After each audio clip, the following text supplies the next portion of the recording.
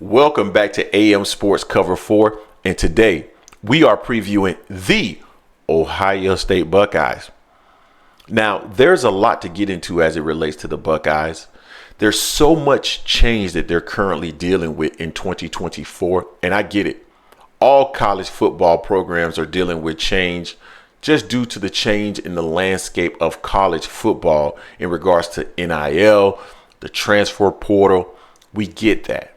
But to me, Ohio State and the level of change that they're currently going through is just a notch higher than some of the other programs. I would say that the only other program that is comparable to Ohio State in 2024 relative to the changes that they're going through would be the Alabama Crimson Tide.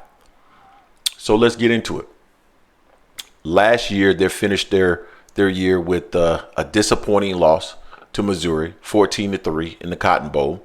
Not only that, there were a lot of rumors about Ryan Day and whether or not he would be back. We know that Ohio State lost their third straight game to Michigan. And of course, for Buckeye fans, that is simply unacceptable. So apparently, or at least we thought, or at least we heard, that Ryan Day was on the hot seat. But in 2024, we do know that Ryan Day is back. But there are a lot of other changes. Out is Bill O'Brien. In is Chip Kelly.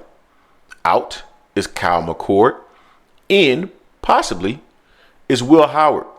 Will Howard is the QB out of Kansas State. In 2023, he threw for 2,600 yards, 24 touchdowns against 10 interceptions, and had the number 22 QBR in the country. Now, they're going to want to get Will Howard as many snaps as possible during the spring to get him acclimated to the offense. But they're also going to want to get Devin Brown involved. He is the quarterback from last year. Now, he didn't start. He didn't get much playing time. But, of course, Chip Kelly, Ryan Day, they're going to want an opportunity to see what Devin Brown has.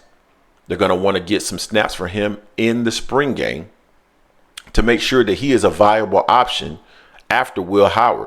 I would imagine that Will Howard is going to win this job. There's no doubt in my mind on that.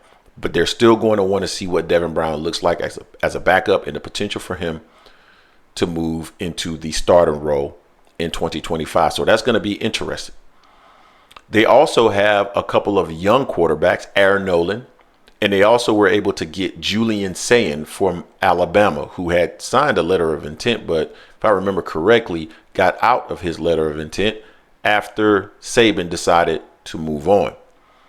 Now, we know that the Ohio State Buckeyes, they have a ton of talent. They have been recruiting at an elite level for the last several years under Ryan Day and also under the prior coach. Now, in 2024, they pulled in the number 5 recruiting class led by Jeremiah Smith, the number 1 player in the country. Aaron Nolan was also a part of that recruiting class, as I mentioned earlier. So is Julian Sayin from the transfer portal perspective. They have a ton of talent, and they're going to have to integrate that talent. Got a lot of talent coming back, and I'm curious to see how all this plays out. Now, I want to talk a little bit about Chip Kelly and what he's bringing to the table. Chip Kelly, the former head coach of the UCLA Bruins, decided that he was done with being the head coach, and now he's moving over into a coordinator role for Ohio State. Now, when I initially heard that, I thought that was one of the weirdest things that I had heard in quite some time. But when you do a little bit of research, you realize that UCLA simply doesn't have the resources of, let's say, a USC, who just recently hired their defensive coordinator, paying them double what UCLA was able to pay them. So clearly, with the lack of resources, with the changing landscape, in my opinion, and I don't know this to be fact, but it seemed like Chip Kelly, who definitely has interest in moving to the NFL, but I heard that interest was not reciprocated. I just think that he's tired of the way that college football is currently being played, or at least the way that it's currently playing out. And because of that, I believe he decided to become the offensive coordinator at Ohio State. Now, Chip Kelly is going to bring some differences versus Ryan Day, but just doing a little bit of research, there appears to be a lot of overlap as it relates to what Chip Kelly likes to do and what Ryan Day likes to do in terms of offensive scheme. So it's going to be interesting to see how all of that is implemented for 2024. Usually during the spring game, things are, or at least spring practice, they're trying to install the offense so things are simpler. So I don't know to what extent we'll see the differences in what Chip Kelly does versus what Ryan Day does.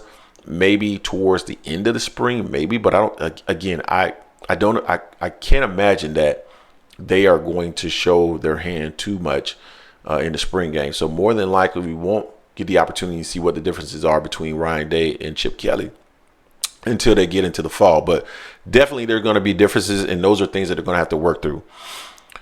Listen, at the end of the day, with the talent that Ohio State has, Jukins, and they brought in Caleb Downs.